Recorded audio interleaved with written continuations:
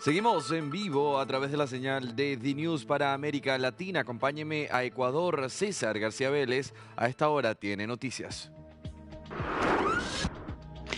Gracias, Andy. Saludos cordiales a toda Latinoamérica. Estamos de regreso para analizar las principales noticias acá en el Ecuador. Se va a cumplir 6 meses de la gestión del gobierno en varios ámbitos, pero uno en particular que le preocupa a todos los ecuatorianos es el tema de seguridad. La aplicación del denominado Plan Fénix y ahora estas reformas derivadas de la consulta popular y en qué medida contribuyen a solventar esto que es un clamor popular urgente, tener seguridad en este país. Estamos con el doctor Pablo Encalada para dialogarlo. Gracias, doctor, por este tiempo con Latinoamérica. Primero, ¿cuáles serían los cánones para poder establecer si un plan de seguridad es exitoso o no? Porque esto no ha quedado claro y me parece interesante comenzar el diálogo por ahí. Muy buenas tardes, un saludo a toda su teleaudiencia, un gusto estar acá. Creo que lo primero para poder evaluar el famoso Plan Fénix es conocerlo. Creo que no ha habido mucha claridad respecto de qué significa este plan del gobierno para combatir la criminalidad, y eso hace que sea muy difícil evaluarlo.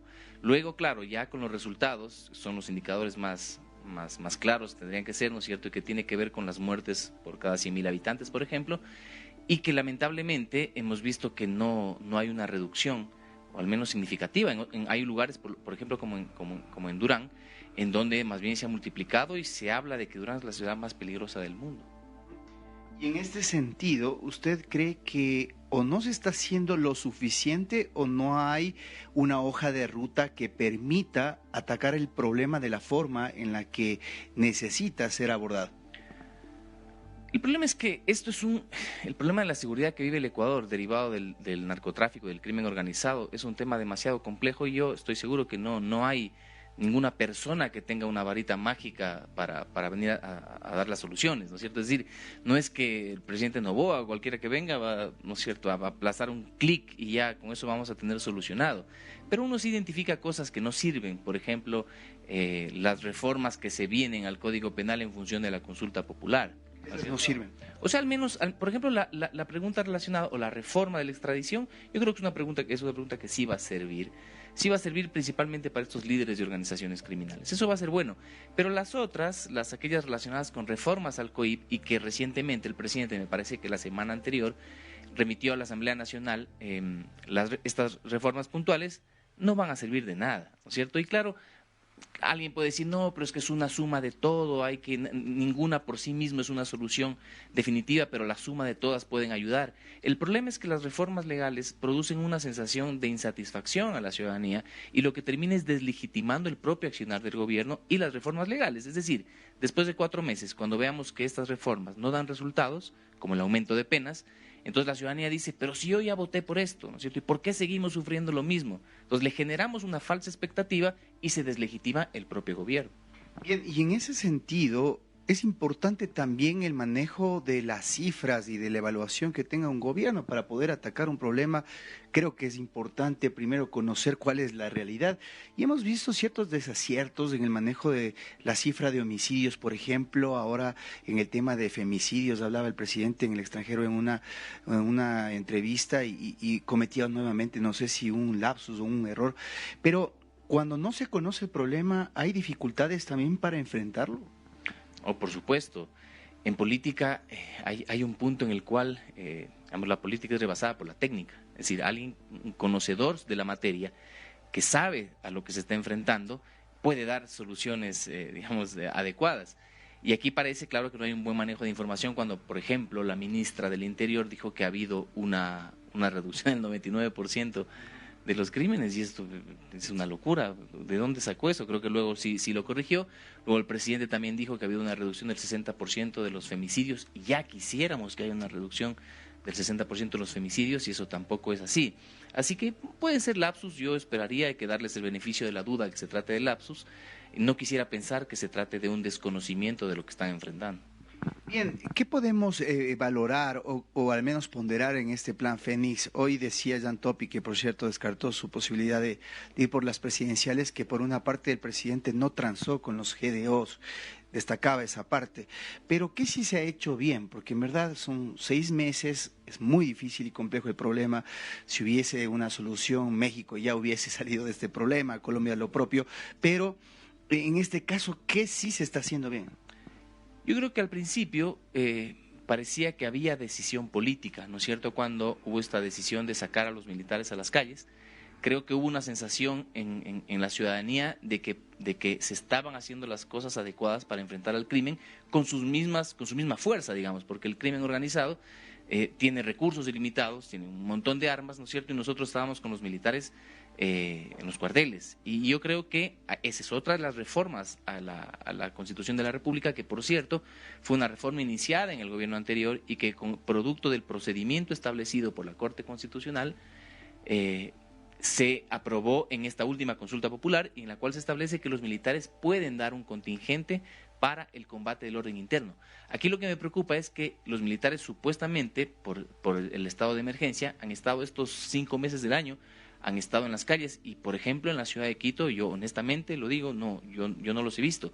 Me dicen que en Esmeraldas, por ejemplo, sí están, y que hay una sensación de seguridad, principalmente en las zonas más quizás más turísticas, es decir, si hay una presencia de los militares y se nota un cambio.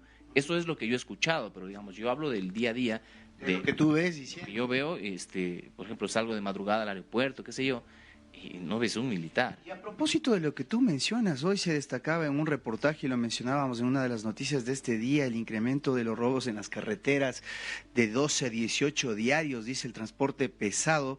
Entonces, si bien es cierto, los militares tienen un efecto disuasivo, el observarlos en las calles, con sus uniformes, con su armamento, genera una percepción de seguridad, pero ¿qué pasa si no sabemos qué hacer con ellos? Los transportistas decían, sí, están en las ciudades, pero en las carreteras están abandonadas y nos asaltan. Claro, y hay carreteras que ya se las conoce como carreteras de la muerte. Es decir, en la costa, ¿no es cierto? Hay lugares en donde saben que los van a asaltar. Y los choferes, digamos, van preparados para el momento que los van a asaltar. Pasa lo mismo con los buses interprovinciales. Entonces, este es un tema de recursos también, ¿no es cierto? Los militares...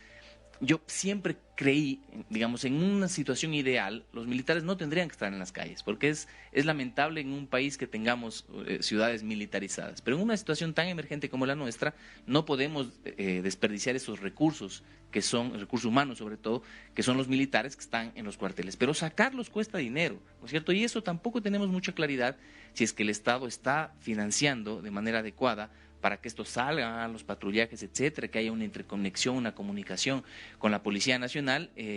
Al menos no se ve que haya realmente un trabajo articulado en estas dos entidades.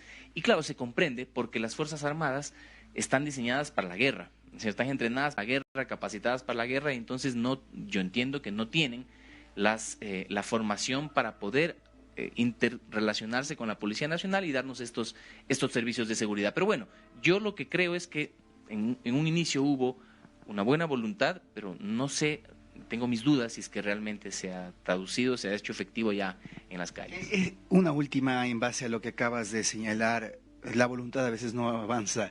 ¿Qué crees que se puede hacer para en este tiempo que le queda de gestión al presidente poder ya dar mejores resultados? Yo no he visto todavía un plan de política criminal. De hecho, fíjense ustedes que se eliminó la Secretaría de Seguridad. La Secretaría de Seguridad estaba pensada o diseñada para que diseñe políticas públicas de criminalidad. Porque claro, la gente, digamos, cuando se habla de la prevención, que es lo importante, la prevención de los delitos, mucha gente cree que simplemente, digamos, bienestar obviamente, dar trabajo, educación, etcétera, eso a largo plazo previene los índices delictivos, y sin ninguna duda que una sociedad con mejor redistribución de la riqueza va a ser más, digamos, menos violenta. Ok, pero no es solo eso, hay la posibilidad de crear realmente políticas de prevención puntuales, es decir, para casos concretos. Y yo no veo no existe una autoridad pública en nuestro país, se la eliminó, esta que esté pensando en cómo prevenir X o Y delitos. Por ejemplo, estos que estamos hablando de la criminalidad en las carreteras. ¿Qué hacer? ¿No es cierto? Hay gente especializada en esto.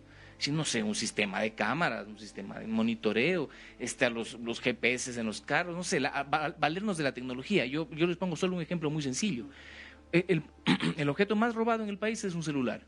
Yo no entiendo cómo no hay ningún plan para hacer que los celulares no puedan ser reactivados de la manera tan fácil como se las reactivan hoy, o que no puedan ser vendidos tan fácilmente en otros países como en Colombia o en Perú, que es lo que nos está pasando. Entonces, no hay políticas criminales que se estén pensando, desarrollando o efectuando en nuestro país, yo no las veo.